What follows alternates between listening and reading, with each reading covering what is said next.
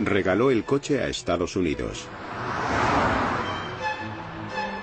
Creo que Henry Ford puede haber sido el hombre más influyente del siglo XX. Se creó enemigos acérrimos. Era una persona desagradable. Creía en el trabajo duro. Y exigía trabajo duro. Para trabajar en la Ford tenías que olvidarte de tu dignidad, tu humanidad. Recibió elogios de todo el mundo, desde el presidente Herbert Hoover hasta del enemigo público número 1 John Dillinger. Fue un hombre que cambió nuestro estilo de vida. Fue un mito estadounidense que nos dio la producción en cadena, el modelo T, el V8 y los atascos de tráfico. Es por culpa de mi bisabuelo. Henry Ford.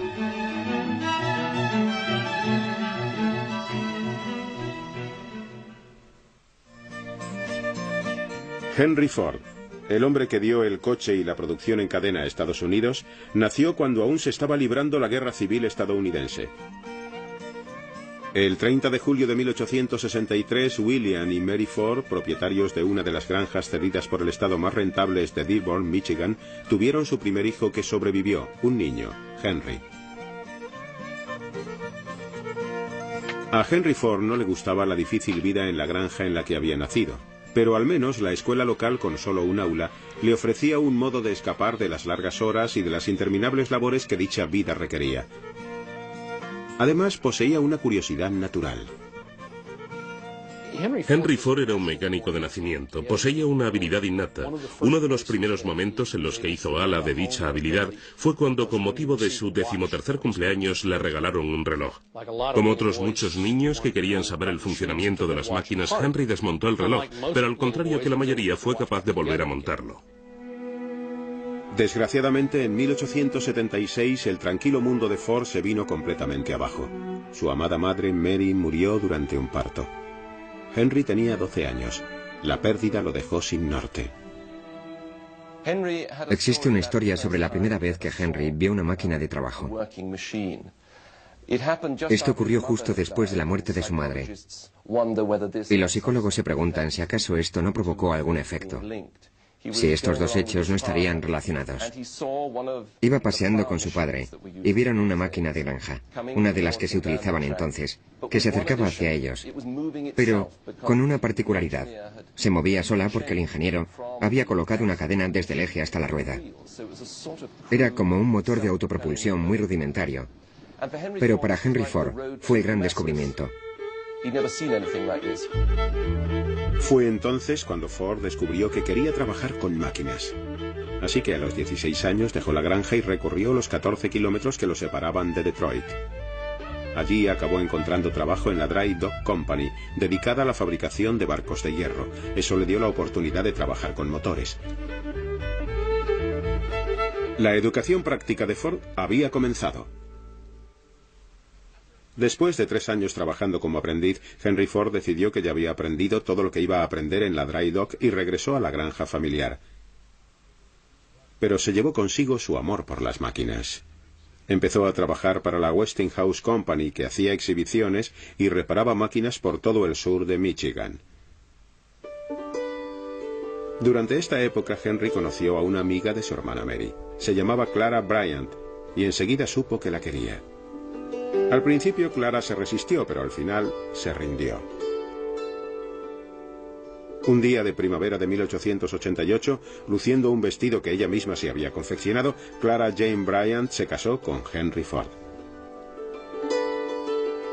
Ford creó un hogar en la granja para su joven esposa e intentó establecer una familia. Pero la vida en la granja no satisfacía su ambición. La era industrial invadía las ciudades, y Ford quería formar parte de todo aquel ajetreo.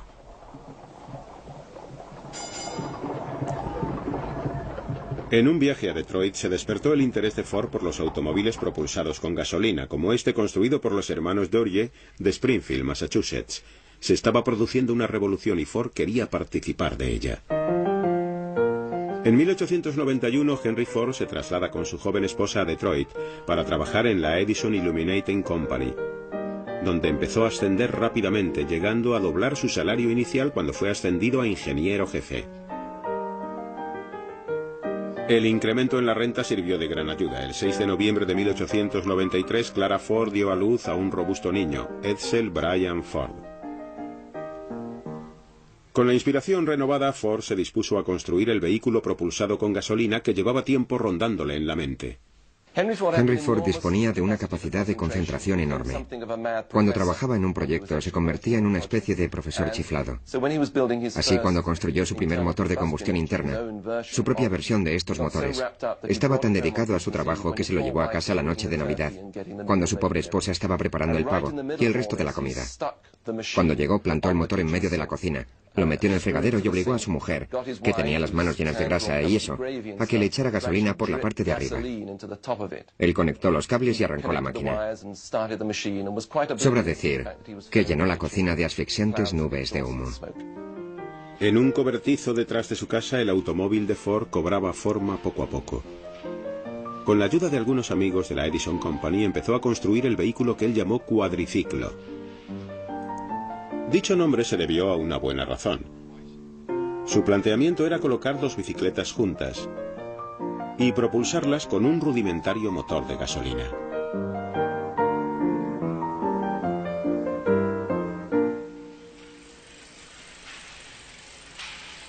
La noche del 4 de junio de 1896 estaba preparado para la prueba definitiva.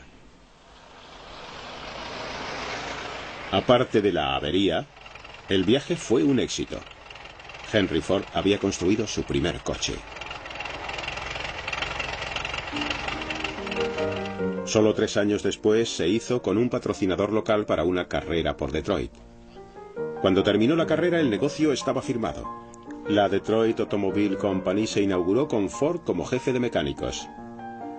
Pero la aventura solo duró un año. Ford era capaz de arrancar un coche, pero no de fabricar el número de coches suficientes para que arrancara su empresa. Sin embargo, no se desanimó. Al contrario, trazó un nuevo plan: construir un coche de carreras. Ford veía las carreras como un modo de correr el rumor sobre sus coches y dar a conocer el nombre de sus vehículos. Esa fue una de las razones por las que acabó rompiendo con sus patrocinadores en su segunda empresa. Porque se cansaron de su afición a las carreras, querían que se dedicara expresamente a la producción de coches. Pero Ford no dejó de correr, y gracias a su fama, consiguió la financiación que necesitaba para crear la Ford Motor Company. Diseñó el primer coche de su empresa y se dispuso a solucionar los problemas de producción que lo habían invadido en el pasado.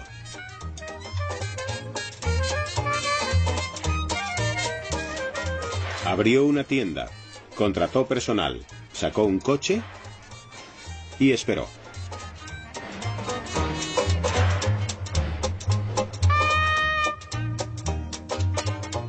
En julio de 1903, Ford vendió su primer coche, un modelo A un dentista de Chicago.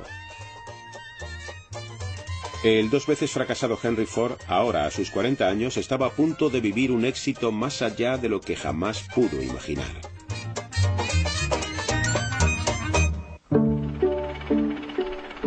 En 1904 se habían vendido más de 500 modelos A. Henry Ford, que en la foto aparece con su hijo Edsel, celebró su éxito comprándose su primer traje de etiqueta.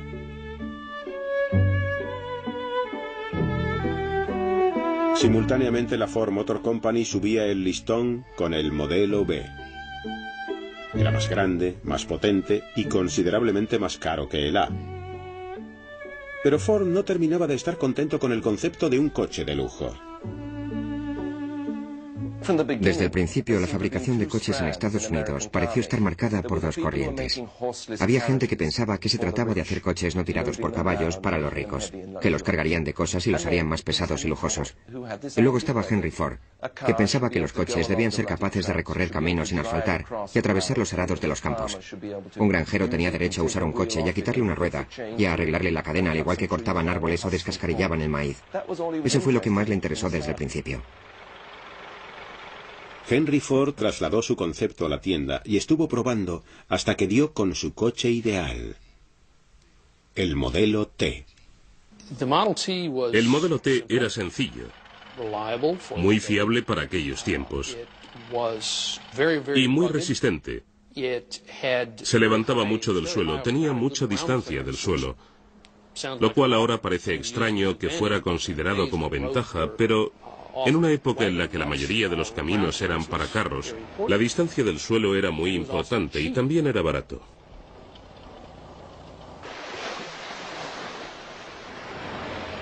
El modelo T resultó un sorprendente éxito. Salió a la venta en octubre de 1908 y en escasos meses Ford se vio obligado a anunciar que la empresa no podía admitir más pedidos. La fábrica estaba colapsada con pedidos de hasta varios meses. Henry Ford había conseguido fabricar un automóvil para las masas, pero esto le creó un nuevo problema: cómo plantear la producción para satisfacer la demanda. En aquella época, los trabajadores que fabricaban coches en mesas de trabajo fijas eran capaces de producir 25 modelos T al día. Pero 25 no eran suficientes, así que Henry Ford y sus ingenieros idearon un método revolucionario: la cadena de montaje móvil.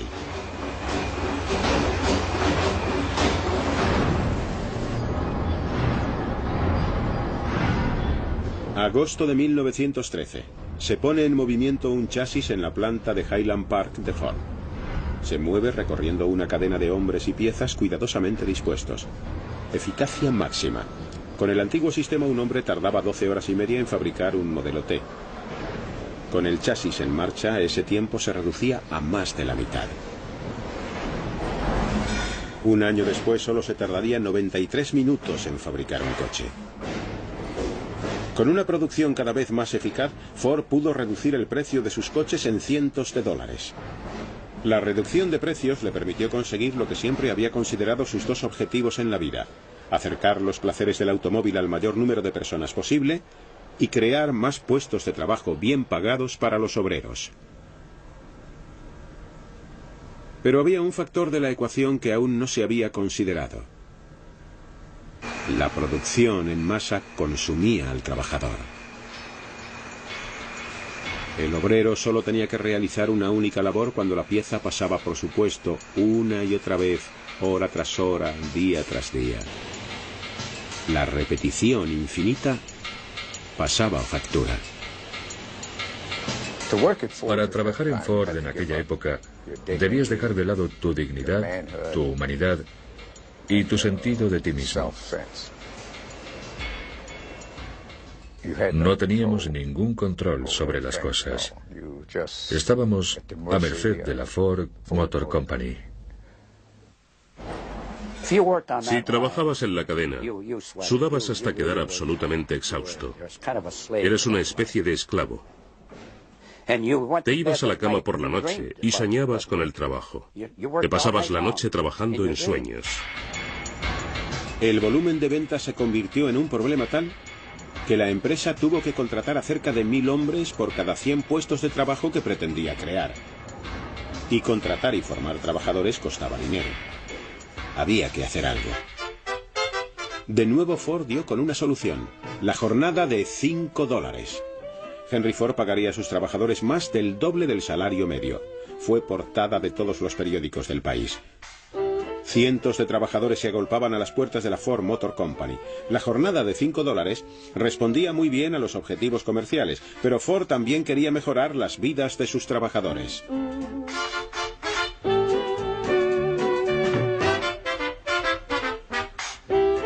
Henry Ford había experimentado dos buenas dosis de éxito, primero con el modelo T y luego con la jornada de $5.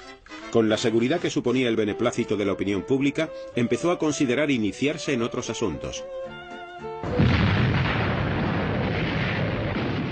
Con una guerra recién estallada en Europa, Ford lo intentó con la política internacional. Un joven periodista enviado a entrevistar a Ford volvió con un artículo en el que citaba palabras textuales de Ford, afirmando que daría todo lo que poseía por parar la guerra. La noticia fue extendiéndose hasta que una conocida pacifista acudió a Ford, en quien encontró una persona dispuesta a escuchar. Ford accedió a ir a una reunión todos los fines de semana en Nueva York. Así su nombre fue añadido a la lista de los componentes de una delegación que elevaba peticiones a los gobiernos en guerra. No eran el tipo de personas con el que normalmente se hubiera involucrado Ford, pero igualmente le invitaron. La solución parecía sencilla: fletar un barco, ir a Europa y parar la guerra. Henry Ford había conseguido producir el modelo T. ¿Por qué no iba a poder detener una guerra mundial? Fue un ejemplo tanto de su idealismo como de su arrogancia. La delegación de paz no estaba en absoluto unida por la causa. Mientras sus miembros caían en las discusiones y las murmuraciones, la prensa a bordo del barco estaba encantada con la cantidad de noticias que podían enviar a casa. Cuando el barco atracó en Noruega, Ford estaba completamente desanimado y volvió a Estados Unidos unos días después de haber llegado a puerto. Sin embargo, de vuelta a casa, Ford era de nuevo aclamado como el héroe de la ciudadanía, el Don Quijote moderno. Quizá había sido un ingenuo pensando que sería capaz de detener la guerra, pero incluso sus críticos admitían que al menos lo había intentado. Cuando Estados Unidos entró en la guerra, Henry Ford apoyó a su país. Ante la partida de los jóvenes norteamericanos, Ford abrió las puertas de sus instalaciones al gobierno. El gobierno y el país entero en este aspecto en particular consideraban que Henry Ford era capaz de producir milagros. Los modelos T hicieron las veces de ambulancias y de coches para el personal. Y con los aliados navegando por el Atlántico Norte plagado de submarinos alemanes, la Armada volvió a recurrir a Ford para que construyera el Eagle Boat, un antisubmarinos. Pero para el día del armisticio solo habían salido unos cuantos. Una vez acabada la guerra, Ford pudo dedicar su atención a otros asuntos, y entre ellos uno que de verdad le molestaba: el problema de quién tenía el verdadero control de la Ford Motor Company. Creo que en 1919, cuando compró las acciones de todos sus accionistas, las cosas empezaron a cambiar de verdad para Henry Ford. Estaba convencido de que interferían demasiado en la forma en la que él quería dirigir la empresa, así que les compró todas las acciones a un precio elevadísimo y se convirtió, junto con su mujer y Edsel, en el único propietario de la Ford Motor Company. A partir de entonces, él personalmente poseía la mayoría de las acciones. Dirigió la empresa como un verdadero dictador, no tenía que responder ante nadie más, y en mi opinión, su caso fue el caso clásico de la corrupción del poder absoluto. Y lo que Henry Ford planeaba hacer con ese poder era mucho más impresionante que nada que hubiera hecho anteriormente.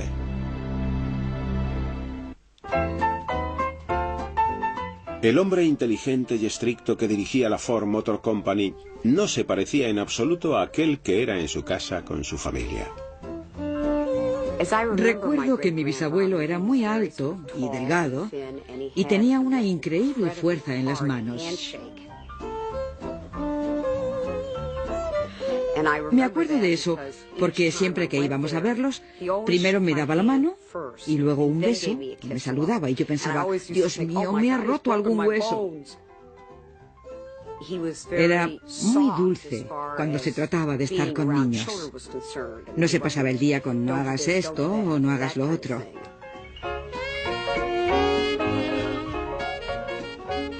Creo que le encantaba que fuéramos a su casa y vernos jugar. Henry Ford era un soñador.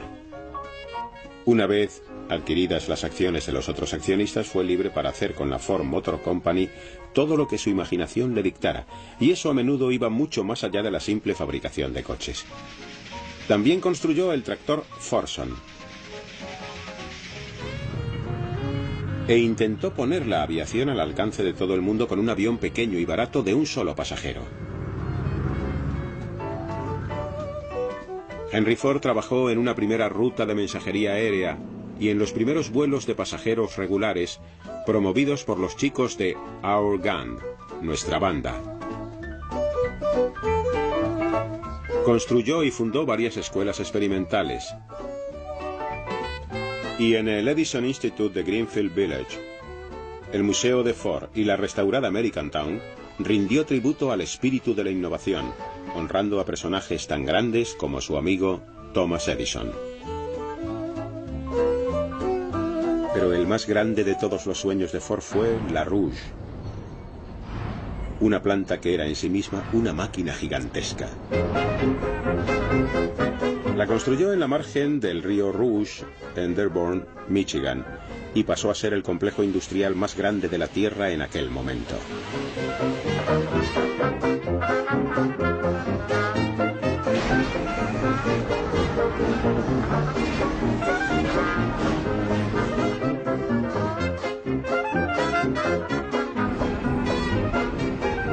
Hoy día sigue siendo una maravilla industrial, un tributo perenne al poder de los sueños de Henry Ford y a su increíble determinación. Cuando se pusieron en marcha por primera vez los hornos de la Rouge, Henry Ford volvió a ofrecer al público su pensamiento, pero esta vez marcado por el antisemitismo. El antisemitismo era muy habitual entre las comunidades de granjeros del Medio Oeste a finales del siglo pasado. Este pensamiento iba acompañado por una desconfianza en el este, en el sistema de banca y en todas las cosas de ese estilo. Y los prejuicios de Henry Ford eran los propios de un granjero del Medio Oeste. Pero lo más trágico es que él tenía el dinero y la arrogancia para poner sus ideas sobre un papel y publicarlas en su propia revista, que se encargó de difundirlas por todo Estados Unidos. Y por supuesto, de convertirlo en el hazmerreír. A través del Dearborn Independent, Ford culpaba a los judíos de todo, desde la guerra mundial a la falda corta, las películas baratas y la música de jazz. Solo cuando tuvo que enfrentarse a un juicio por difamación, a la desaprobación pública y a los continuos ruegos de sus amigos, pidió disculpas. Pero también los hubo que dudaron de la sinceridad de dichas disculpas.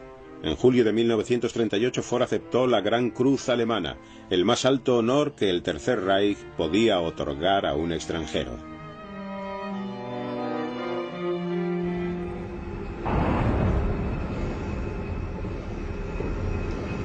Los años 20 proseguían y los trabajadores de la Ford no dejaban de lanzar miles de modelos T al mercado. Pero Henry Ford empezó a darse cuenta de que se estaba quedando anticuado. Le gustaban los Estados Unidos de antaño. Nunca se sintió cómodo en el mundo moderno que él mismo había ayudado a construir. Su hijo Edsel, por aquel entonces su segundo de a bordo, pertenecía a una generación completamente distinta. Le gustaba el jazz, el arte contemporáneo y las recepciones ocasionales. Pero Henry Ford era abstemio. Prefería observar los pájaros y el baile country de antes. En esta extraña película, Ford demuestra lo lejos que está dispuesto a llegar para popularizar todos esos antiguos pasos. Era capaz incluso de bailar con un ejecutivo de la Ford como compañero.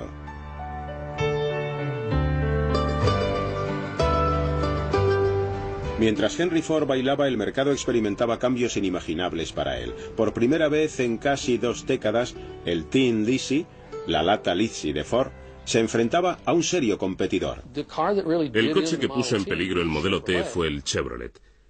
General Motors se dio cuenta enseguida de lo que Edsel Ford había reconocido, que según estaba el mercado, la necesidad real de automóviles estaba cubierta y de que ahora se trataba de convencer a la gente de que se comprara un coche nuevo, aunque el antiguo aún funcionara. Una de las maneras de conseguirlo era fabricar cada año un coche con una forma diferente al modelo anterior, para que pareciera más moderno. En mayo de 1927 la era del modelo T tocó a su fin. El éxito del Chevrolet demostró que el público quería estilo, no solo utilidad. La lata Lizzie había quedado obsoleto sin remedio, relegado a una campaña de reciclaje.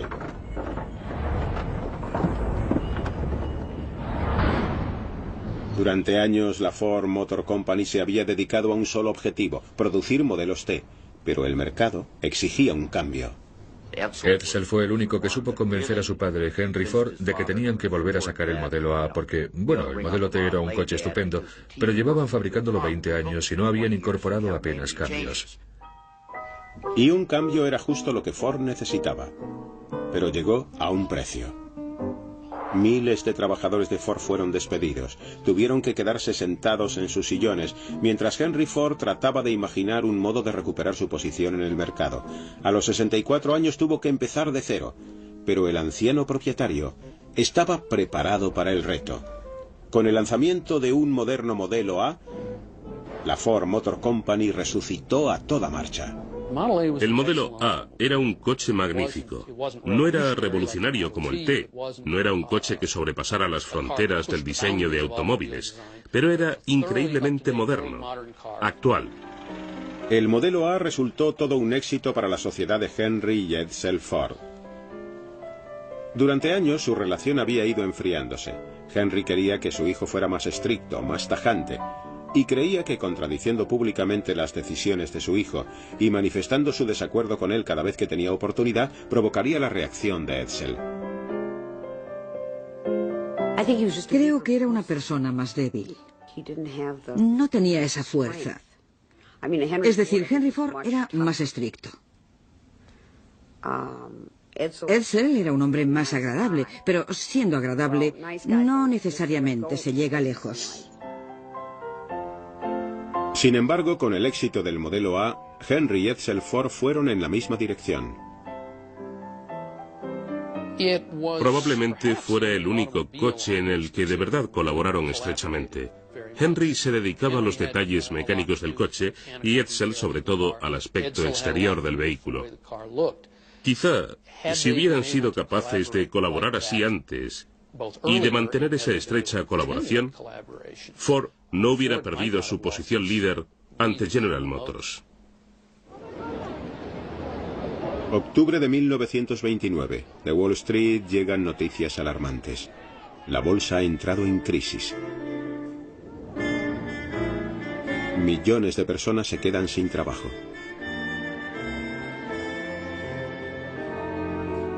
Por supuesto, la enorme fortuna personal de Ford lo mantiene al margen de la depresión por la que atraviesa el país.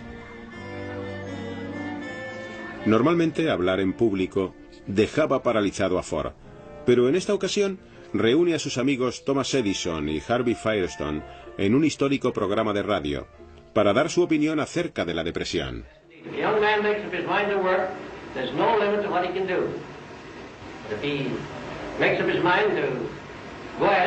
Without the idea of work, he hasn't much chance. He must study and work, and he must go back in any art as far as he can, just dig up the very beginning, and he must, the more he goes back, the further he will be able to see ahead. A pesar de lo apartado que se encontraba Ford de la crisis por la que pasaban las personas de a pie, estaba a punto de ser testigo de cómo la depresión se apostaba a la entrada de su propia casa, llamando justo a las puertas de la magnífica planta del río Rouge. La depresión devastó a la clase trabajadora norteamericana. Para muchos no había trabajo, no había dinero ni había esperanza. La Ford Motor Company estaba en mejor situación que la mayoría. La empresa prosiguió su actividad el primer año o los 2 años siguientes con una fuerte proyección del modelo A. Henry Ford incluso libró una batalla de un solo hombre contra la depresión, elevando los salarios de sus trabajadores y reduciendo el precio de su automóvil. Pero no pudo mantener mucho tiempo esta situación. En 1931 la depresión llegó también a Ford. Después de 3 años en el mercado, las ventas del modelo A cayeron drásticamente. El Chevrolet con su motor de 6 cilindros y el nuevo Plymouth causaron graves daños a la cuota de mercado de Ford. Una vez más, se vio obligado a detener la producción y enviar a sus trabajadores a casa. Los que se quedaron sufrieron una reducción en sus salarios. La frustración se desbordaba hasta que un frío día una muchedumbre se reunió para marchar sobre la planta Rouge y enfrentarse a Henry Ford con una demanda de más puestos de trabajo. En los límites de la ciudad de Dearborn se apostó la policía en masa, pero los manifestantes ignoraron sus órdenes de dispersarse. La policía atacó y se desató una reyerta a gran escala.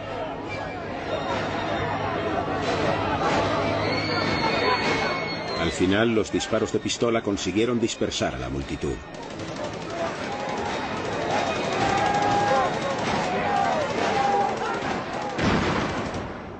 Al terminar el enfrentamiento, 4 jóvenes manifestantes yacían muertos en el suelo y 5 murieron varios días después.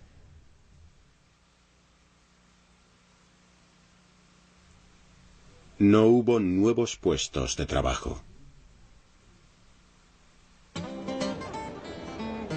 Lo que sí acabó devolviendo a los trabajadores a la planta Rouge fue otra de las inspiraciones de Ford, el Ford V8. El V8 fue el gran triunfo de Ford. Chevrolet había sacado el motor de 6 cilindros, más potente que el de 4 de Ford. A Henry no le gustaban los motores de 6 cilindros y quiso llegar hasta los 8 con el V8.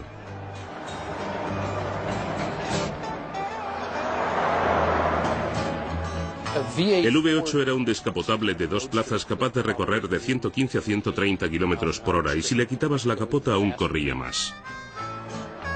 De todo el mundo llegaron elogios que rendían tributo al regreso del genio de Ford. Las cartas de sus admiradores incluían además algunas sorpresas. John Dillinger, el enemigo público número 1, escribió a Henry Ford diciéndole: «Hola viejo amigo, tienes un coche estupendo. Es un gusto conducirlo. Su eslogan debería ser: conduzca un Ford y vea cómo el resto de los coches quedan a su espalda. Puedo hacer que cualquier otro coche se trague el polvo de un Ford». También Clyde Barrow, de la conocida pareja Bonnie and Clyde, sintió que debía elogiar a Ford. «Aunque mi negocio no haya sido estrictamente legal», escribió, «no violo ninguna ley si le digo el coche tan maravilloso que han creado con el V8». Con el éxito del V8, Ford encontró tiempo para dedicar su atención a la campaña de reelección del presidente Herbert Hoover en 1932. A Ford aún le intimidaban mucho los discursos en público, pero pronunció estas palabras: I support the best man for the job.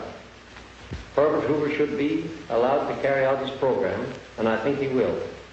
He has faced the enemy for 3 years now. He knows all the tactics of the forces of destruction. Why bring a new recruit and retire a seasoned leader? I think of him as a human-hearted, honest-minded, hard-working Hoover.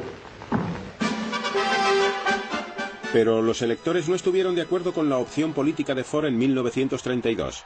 Sin embargo, dadas las ventas de su V8, Henry Ford y su hijo Edsel tenían razones para sentirse optimistas frente al futuro.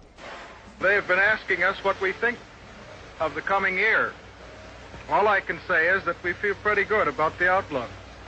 The United States, even when it is running in low, is a pretty big business proposition. But I believe the country is getting ready to make a very decided step forward next year, and we are doing all that we can to help it along. What do you think of that, Father? Well, I think everybody's decided that they've got to go to work. And I think from now on, there's no one can stop this great country from going ahead. Y los que volvieron a trabajar a la Ford fueron testigos del enfriamiento de las relaciones laborales. Henry Ford declaró que un hombre medio no realizaba una jornada completa de trabajo a menos que estuviera vigilado y no pudiera evadirse. Dentro de sus plantas lo dispuso todo para que todo el mundo cumpliera con su trabajo. Los supervisores de Ford, muchos de ellos exconvictos y boxeadores, dirigían la planta sirviéndose del miedo y la coacción. Cuando se necesitaba más producción, sencillamente se aceleraba la cadena y que Dios ayudara a aquel trabajador que no era capaz de llevar el ritmo. El trabajo era muy duro. Solía llegar a casa tan cansado que mi mujer tenía que frotarme las manos porque trabajábamos mucho con ellas y me las frotaba con fuerza. Yo me quedaba dormido. Me dormía leyendo el periódico. Era muy joven. ¿Cómo era mi trabajo en Ford?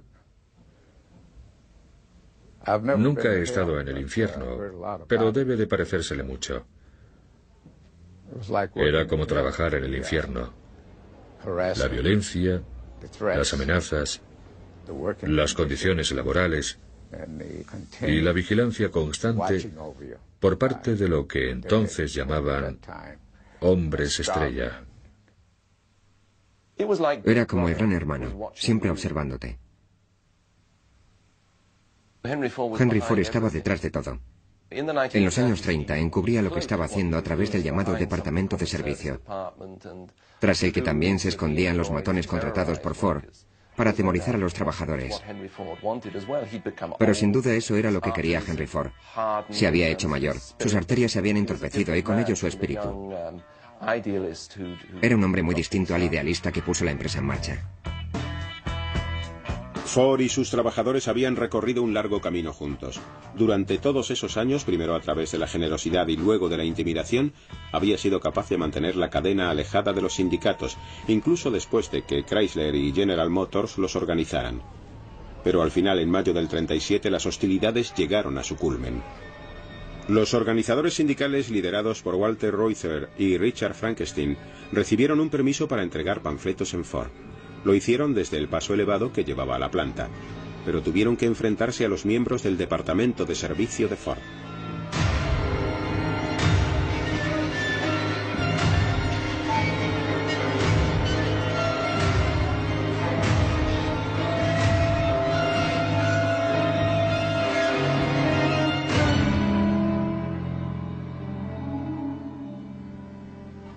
El conflicto a las puertas de la Ford dejó maltrechos a los líderes sindicales, pero no sirvió para conquistar sus reivindicaciones. Hicieron falta 4 años más de tiras y aflojas antes de que por fin estallara una verdadera protesta. El 1 de abril de 1941, Andy Dewar, uno de los trabajadores del laminador, cambió la historia laboral en Ford. Un día, Andy simplemente se cabreó. Tuvo una discusión con el capataz y con una especie de acento irlandés o escocés le dijo: «Me cago en la leche, estoy hasta las narices de tragarme esta mierda, déjeme en paz, voy a hacer huelga, ¿sabéis, chicos?». Miró hacia arriba de las cadenas. «¡Huelga, huelga!». Otro tío empezó a gritar: «¡Huelga, huelga, huelga!». El grito corrió de un departamento a otro del laminador y de repente toda la planta se paró. Allí es donde se llevaba a cabo el acabado del acero y sin él no se podía hacer ni un solo coche. Ford estaba preparándose para una dura batalla cuando su mujer lo sorprendió tomando partido. Clara Ford le exigió que llegara a un acuerdo con el sindicato. Que Clara interfiriera no resultaba nada propio de su carácter, pero esta vez temía que la situación acabara provocando un enorme estallido de violencia, así que amenazó a su marido con abandonarlo si no ponía fin a las hostilidades. Ford llamó a su representante y le dijo que firmara. Eso fue todo. La Ford Motor Company contaba ya con sindicato.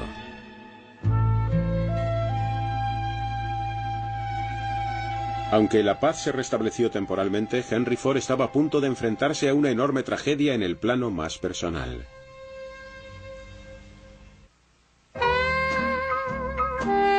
Edsel Ford había sido presidente de la Ford Motor Company desde que tenía 25 años, pero nunca hubo dudas respecto a quién llevaba las riendas. Henry Ford era ingeniero y manitas. Edsel era un hombre completamente diferente. Era un caballero. Era un hombre que destinaba fondos a las artes de Detroit.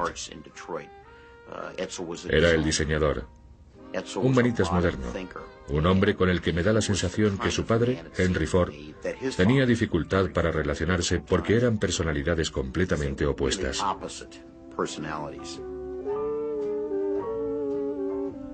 Creo que los libros de historia siempre considerarán al primer Henry Ford como el creador de la empresa, como el absoluto creador, y pienso que así se infravalora Edsel Ford. Lo único de lo que carecía Edsel Ford era de la capacidad para plantar cara a su padre. Durante años, Henry Ford le quitó autoridad delante de la gente cada vez que pudo con el fin de fortalecer la personalidad de su hijo. Edsel Ford interiorizó el conflicto y siguió trabajando en Ford. Su presencia serena equilibraba los métodos imprevisibles de su padre.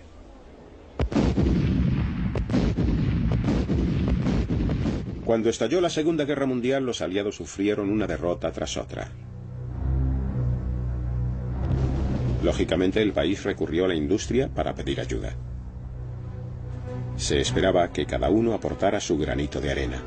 A Ford se le pidió que fabricara jeeps, vehículos para el transporte de tropas, tanques, camiones y demás, pero el proyecto más importante para la empresa fue el bombardero liberador B-24. Con un Henry Ford que se acercaba a sus 80 años y aún no recuperado de un infarto, la supervisión recayó ampliamente sobre Edsel, que tenía sus propios problemas de salud. Aún así, los portavoces de la empresa se mostraban lo suficientemente optimistas como para anunciar que cada hora saldría de su planta un B-24. Pero a finales de 1942 solo se habían construido 6 aviones, muy por debajo de las previsiones.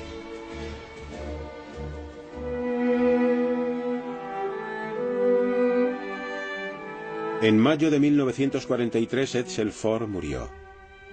Una serie de diversas enfermedades contribuyeron a su fallecimiento: cáncer de estómago, cáncer de hígado y, lo más irónico, fiebre de Malta, como consecuencia de haber bebido leche no pasteurizada de la lechería de su padre.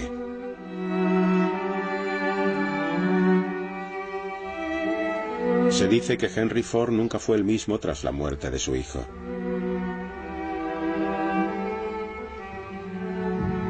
Pero a la edad de 80 años, en lugar de experimentar una clara disminución de su capacidad, el anciano volvió a tomar las riendas de la Ford Motor Company. Las noticias llegaron a Washington. Como el tercer contratista de defensa más importante del país, Ford desempeñó un papel muy importante en la guerra. Con su producción pasando por graves problemas, se habló incluso de incorporar gestores externos o de nacionalizar la planta. En agosto de 1943, la Armada envió a Henry Ford II, de 26 años, a casa, a Dearborn y a la Ford Motor Company. Quizá el nieto de Henry Ford fuera capaz de poner orden al caos en que estaba sumida la Ford. Después de la Segunda Guerra Mundial, uno de los ejecutivos de la Ford, Jack Davis, dijo que la empresa no estaba muriendo, que estaba muerta, que ya se apreciaba incluso el rigor mortis. Durante meses, Clara Ford había estado animando a su marido para que se retirase y dejara camino libre a su nieto. Pero Ford no claudicó.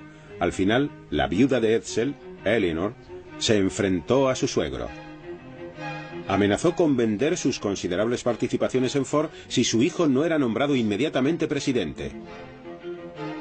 Al final, el anciano tuvo que acceder. En septiembre de 1945, el trono pasó a Henry Ford II. Dejando atrás el activo papel que había desempeñado hasta entonces en la empresa, Henry Ford empezó a desconectar del mundo. Pasó algún tiempo en Greenfield Village y realizó algunas apariciones ocasionales en las recepciones de la empresa. Pero las reservas de energía que lo habían mantenido durante sus 70 se habían agotado. En abril de 1947, Henry Ford apoyó la cabeza en el regazo de su mujer y murió. La causa de la muerte fue un derrame cerebral. Tenía 83 años. Cientos de miles de personas hicieron cola para ver el cuerpo yacente de Henry Ford.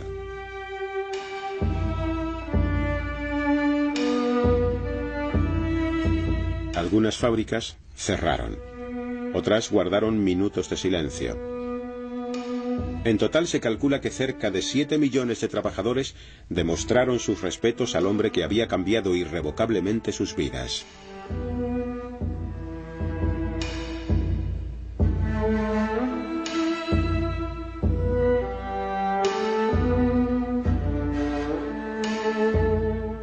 Y en Detroit se hizo un llamamiento a los conductores para que pararan justo en el momento en que el cuerpo del fabricante de coches se introducía en la fosa. Durante ese segundo en que todos los automóviles pararon, Detroit volvió a ser como Henry Ford la había conocido.